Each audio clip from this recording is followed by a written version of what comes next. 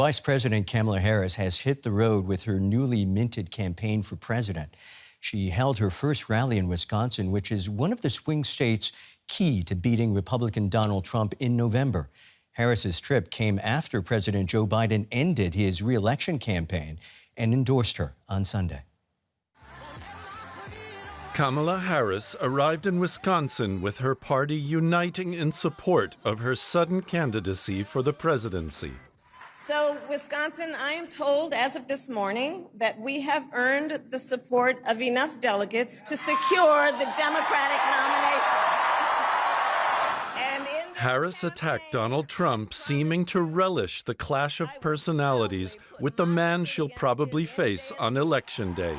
Before I was elected vice president, before I was elected United States Senator, I was elected Attorney General of the state of California, and I was a courtroom prosecutor before then.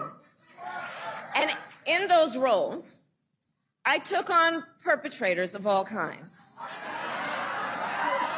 Predators who abused women, fraudsters who ripped off consumers, cheaters who broke the rules for their own gain.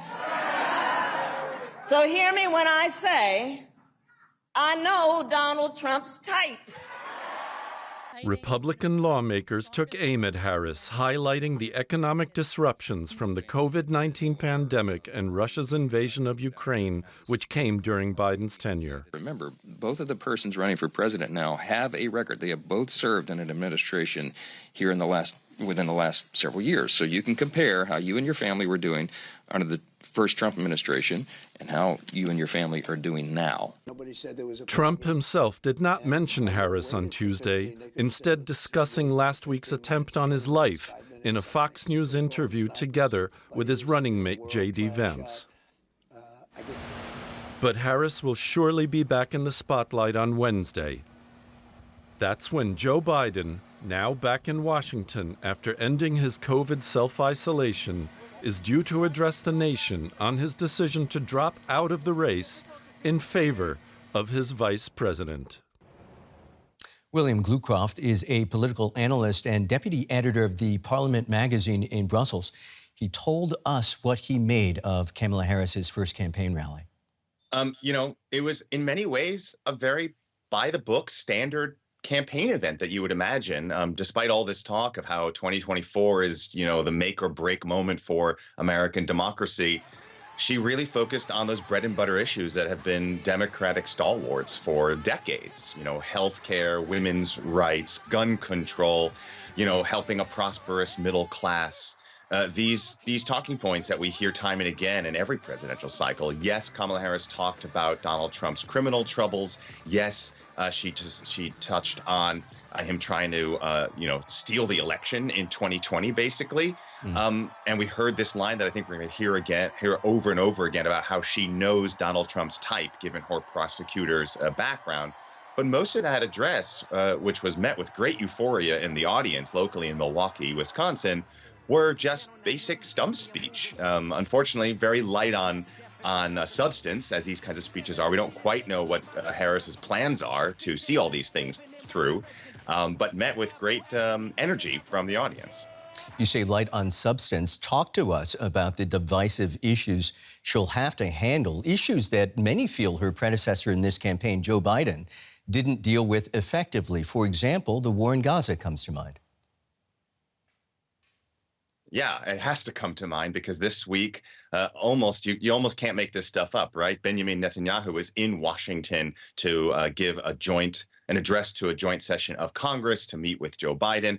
Kamala Harris is actually not going to be meeting with him. She is keeping to what the White House has said is a longstanding commitment to an event in Indiana, but apparently she will be meeting with Netanyahu privately. And people on both sides of this issue are waiting and watching and looking very closely for signs of any difference in Harris's position from Joe Biden. Joe Biden is a stalwart supporter of Israel. He has called himself a Zionist in the past. And Harris has been a little bit more muted. She doesn't have that same connection to Israel that Joe Biden does. And especially people like in Michigan, where the so-called uncommitted vote has really taken hold, where a large Arab American community and their supporters have really protested Joe Biden. They're waiting to see what Kamala Harris has to say. She is on record for showing a bit more sympathy to the Palestinian plight in Gaza, albeit it's a low bar, I guess, in U.S. politics to show that kind of humanity. But at the same time, she's also been a strong supporter of AIPAC. She has spoken at summits for the American-Israel community there and the lobby group. So it's a really wait-and-see moment on those kinds of issues. It's also a bigger question of how much an issue like that plays into the larger role of who you might be voting for in the fall, if that's really an issue that most American voters truly are energized about. William, well less than a minute, but if you listen to the reporting from the U.S., this lightning-quick transition from Biden to Harris has injected renewed energy in the Democrats. But there are observers who say they might have been better positioned with some kind of contested nomination process.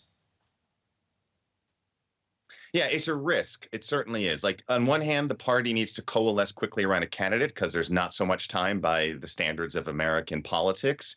But on the other hand, it could look like what people are calling a coronation, which might turn people off in a democratic system, that someone is just handpicked, or it seems to be a fait accompli. And also that she's not tested, right? She ran in 2020, not a great campaign. Is she really ready for prime time, so to speak, to go up against Donald Trump? So these are the risks that the Democratic Party are taking as they coalesce, as I say, around Kamala Harris. Right. That is political analyst William Glucroft, as ever. Many thanks, William.